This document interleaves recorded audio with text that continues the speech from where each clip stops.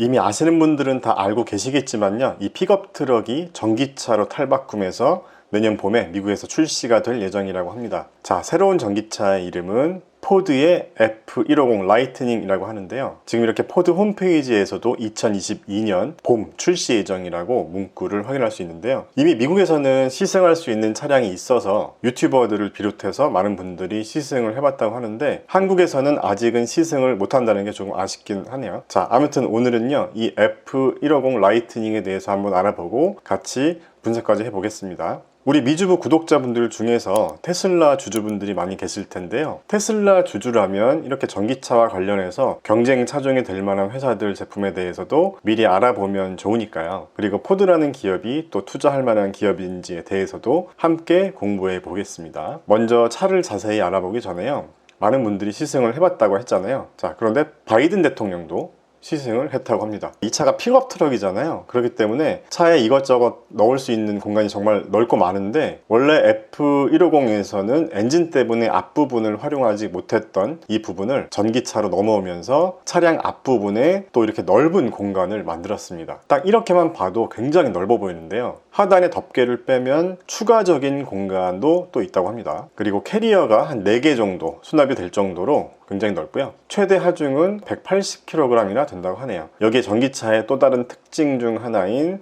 이 콘센트도 내구를 넣어줬다고 하네요. 그리고 이쪽 트렁크 짐칸에는 무려 최대 하중이 900kg이라고 하는데요, 픽업 트럭이니까 확실히 큼직큼직한 물건을 싣기가 좋겠죠. 물론 트렁크에서도 이렇게 콘센트를 꽂아서 사용할 수 있는 부분이 존재하는데요, 여기서는 총 3구를 지원한다고 합니다. 그리고 조그만 사다리도 이렇게 확인할 수 있는데요, 사용자가 편리한 여러가지 소소한 기능들을 또 많이 넣은 것 같네요. 내부도 한번 확인해 보면요, 센터 디스플레이에는 테슬라처럼 큰 터치형 디스플레이가 있고요, 여기 기능이 여러 가지가 있는데요, 재밌는 점이 트렁크에 실린 짐의 무게도 측정이 된다고 하고요, 뒷좌석에 누군가가 타고 있으면 그 몸무게까지 나오기 때문에 몸무게가 본의 아니게 또 들통날 수도 있겠네요. 자, 그리고 기어도 이렇게 접어서 평평한 테이블처럼 활용도 가능하게 만들었네요. 포드가 이번에 F150 라이트닝을 만들 때 확실히 좀 사용자 입장에서 편리한 기능들을 많이 연구한 것 같습니다. 물론 차량 내부에도 이렇게 콘센트가 있고요, 차 앞에도 있고 뒤에도 있고 내부에도 콘센트가 있으니까 확실히 캠핑을 갈 때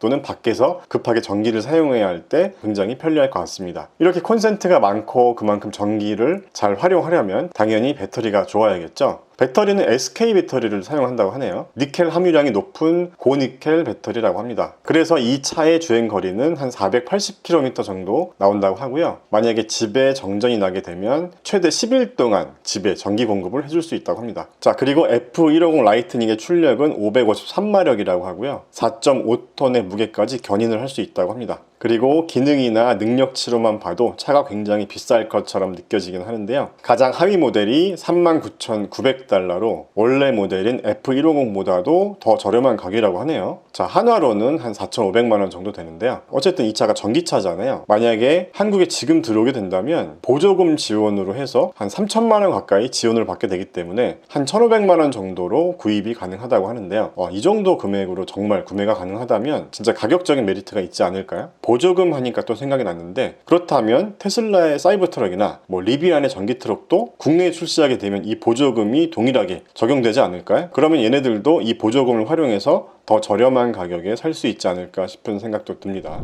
원래 포드라는 기업은 제 관심 밖에 있는 기업이었었는데요, 제가 포드를 오늘 영상으로 다루게 된 이유가 바로 이 기사를 보고 한번 저도 좀 알아보고 싶은 마음이 들었었던 거거든요. 기사 제목이 국내에 들어오면 1,000만원대 한국 아빠들 난리나게 만든 미친 가격을 자랑하는 전기차. 참 요즘 우리 기사들도 참 제목 잘 뽑는 것 같아요, 그죠? 유튜브 감성으로 좀 잘 뽑는 것 같은데, 자, F150 라이트닝이 국내에 들어오면 1,000만원대가 맞나? 사실이긴 하지만 무옵션 모델이라는 점 이렇게 나와 있네요. 그래서 F150 라이트닝의 시작 가격이 39,974달러, 한화로 4,708만원 정도 되는데요, 여기서 F150 라이트닝이 전기 화물차로 인정을 받아서 전기 승용차보다 지원금이 더 높다는 거죠. 그래서 이렇게 적용이 될 경우를 가정을 하면 지금 포터2의 국고보조금을 기반으로 보면 국고보조금 2,100만원에 지방보조금 같은 경우는 충남이 좀 더 높다고 하나 봐요. 그래서 3,200만원 200만 원까지 받게 되면 1,508만 원에 구입이 가능하다는 거죠. 와, 진짜 이 정도 가격이면 진짜 대박 아닌가요? 시골에 사시는 저희 부모님도 한테 사드리고 싶네요. 자, 하지만 우리가 잘 알아야 될 부분은 아무 옵션도 적용되지 않은 깡통 차량이라는 점 참고해 주시면 될 것 같고요. 그러면 우리가 또 이런 생각도 해볼 수 있잖아요. 테슬라 사이버 트럭도 전기 트럭으로 인정이 돼서 이 정도 수준의 보조금이 가능한 거 아닌가? 뭐 이런 생각을 해볼 수도 있는데, 참고로 제가 리비안 분석 영상에서 테슬라 사이버 트럭과 리비안을 분석했던 부분이 있는데 제가 이렇게 사양에 대한 비교를 했었던 부분이 있거든요. 자, 그런데 이 가격표에서도 보면 테슬라 같은 경우도 기본 사양이 한 39,900달러 정도 되기 때문에 포드 기본 사양이랑 비슷한 가격이기 때문에 테슬라 사이버 트럭도 1,000만 원대에 구매가 가능한 걸까? 이런 생각이 들어서 좀 검색을 해봤는데 자료가 없더라고요. 그래서 여러분 혹시 좀 잘 아시는 구독자분들이 계시면 좀 정보를 공유해 주셔도 좋을 것 같습니다. 만약에 테슬라 사이버 트럭도 이 포드 F150 라이트닝 정도 수준의 보조금이 지급이 된다면 많은 분들이 이 F150보다는 사이버 트럭을 사지 않을까, 저는 개인적으로 그렇게 생각을 해보는데, 뭐 리비안도 마찬가지인 것 같아요. 리비안 같은 경우도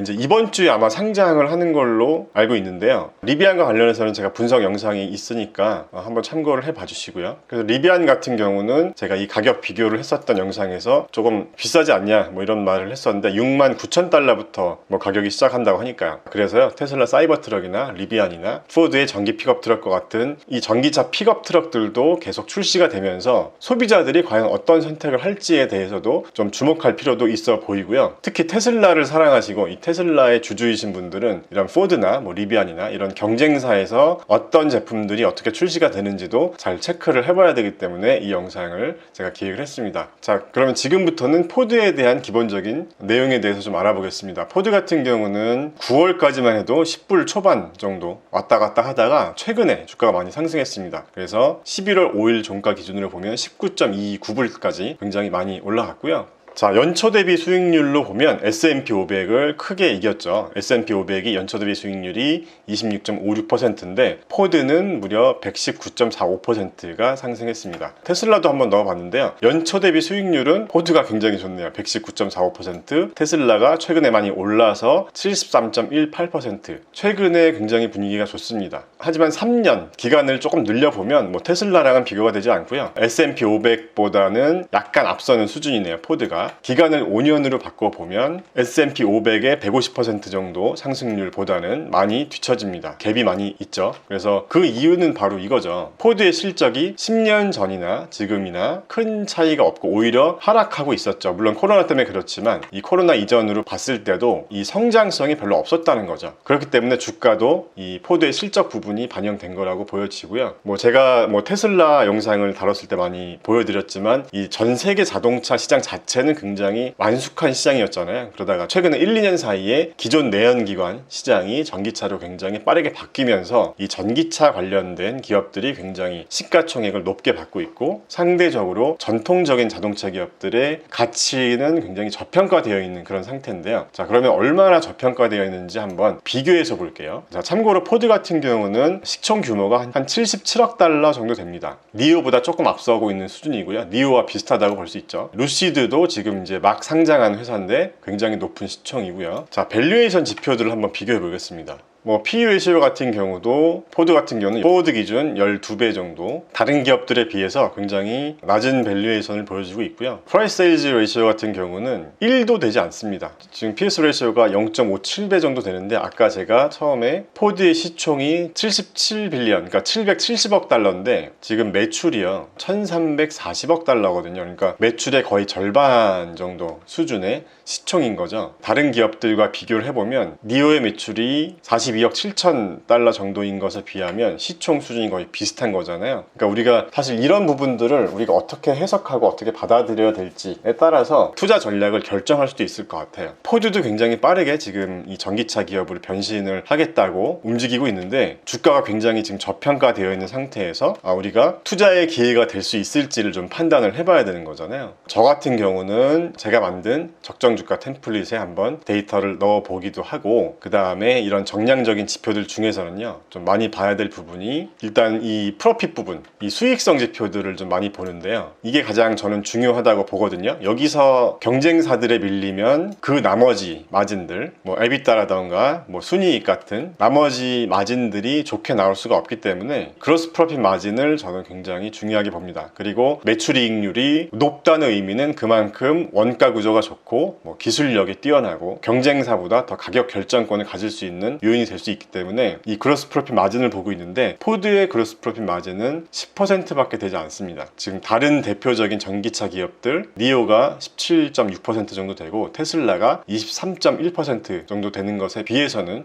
굉장히 낮은 그로스 프로핏 마진을 보여주고 있고, 루시드 같은 경우는 아직 정상적인 매출이 발생하고 있지 않기 때문에 이렇게 비교를 하기엔 조금 이른 감이 있고요. 그래서 포드의 밸류에이션이 낮은 이유는 그만큼 전통적인 자동차 시장에서 움직임이 좀 둔하다고 볼 수 있죠. 앞으로 빠르게 변화하는 전기차 시장을 포드가 과연 따라갈 수 있을지, 그러니까 기존의 이 내연기관 자동차 설비 시설을 이 전기차 시설을 바꾸는 게 생각보다 만만치 않다고 합니다. 그 인프라 투자가 굉장히 많이 돼 있기 때문이죠. 그래서 이런 부분 때문에 밸류에이션이 낮게 형성되어 있는 것 같고요. 그 다음에 이제 우리가 체크를 해봐야 될 부분이 뭐 이런 성장성 지표들인데요. 성장성 지표를 보면 전기차 대표 기업인 테슬라랑 한번 비교를 해보겠습니다. 물론 테슬라 같은 경우는 전기차만 비즈니스 모델에 있는 건 아니지만 그래도 이 성장성 지표로 한번 비교를 해보면요, 일단 매출 같은 경우도 테슬라 같은 경우는 향후에 성장률이 최근 한 4, 5년 정도는 20%가 넘는 성장률을 보여줄 걸로 기대가 되고, 특히 2021년 성장률이 좋네요. 반면에 포드 같은 경우는요, 일단 예상 매출 성장률을 보면 2023년까지는